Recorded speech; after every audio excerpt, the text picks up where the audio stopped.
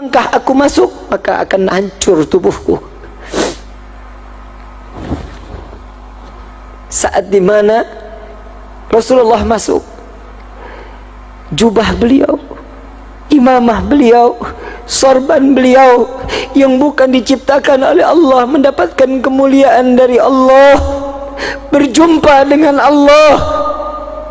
Yang lebih teristimewa adalah sendal baginda Nabi Muhammad sallallahu alaihi wasallam yang ada di bawah telapak kaki Nabi.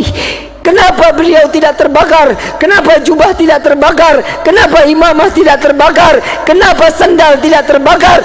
Karena tertempel dengan jasad manusia yang dimuliakan oleh Zat yang Maha Mulia. Hadirinul hadirat, kebayangkah kita setiap doa yang dipanjatkan oleh Allah, Allahumma ighfir ummat Muhammad, Allahumma ighfir ummat Muhammad, Allahumma ighfir ummat Muhammad.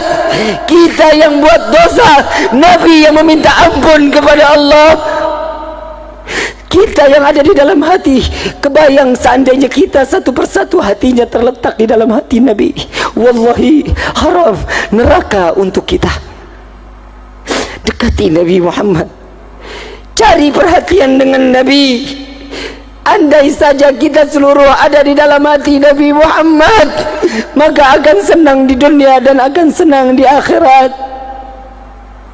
Ayuhal hadirun jamaah rahimakumullah, kita sama-sama tidak pernah memandang Nabi dalam keadaan langsung.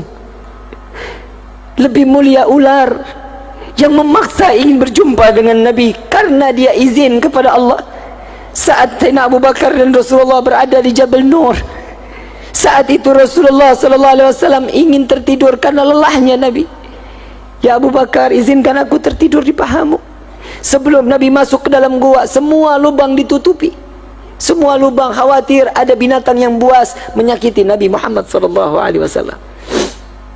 Jubah setelah habis, satu lubang yang tidak lagi tertutup. Saat Nabi masuk, Sayyidina Abu Bakar sudah duduk, ditutup oleh kaki Sayyidina Abu Bakar Siddiq radhiyallahu anhu warḍahu.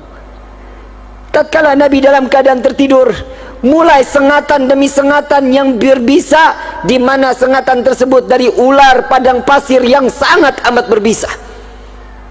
Biru wajah Sayyidina Abu Bakar, mengeluarkan keringat, tetesan air mata terjatuh di pipi manusia yang dimuliakan oleh Zat yang Maha Mulia.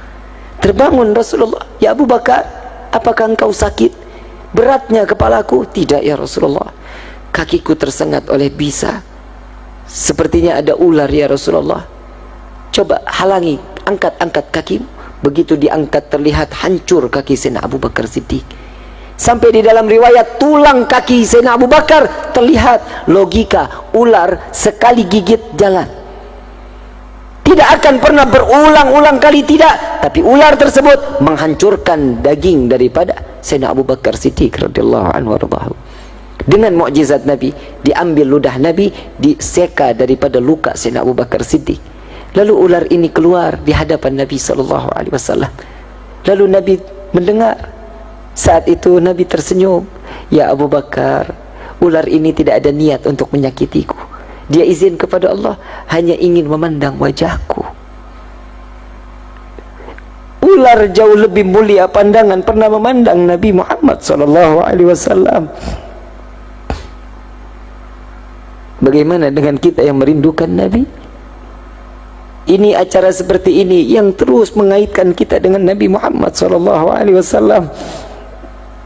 Tidak ada makhluk, tidak ada seorang yang dapat menolong kecuali Nabi SAW di dalam Maulid Ad-Diyaul Lami.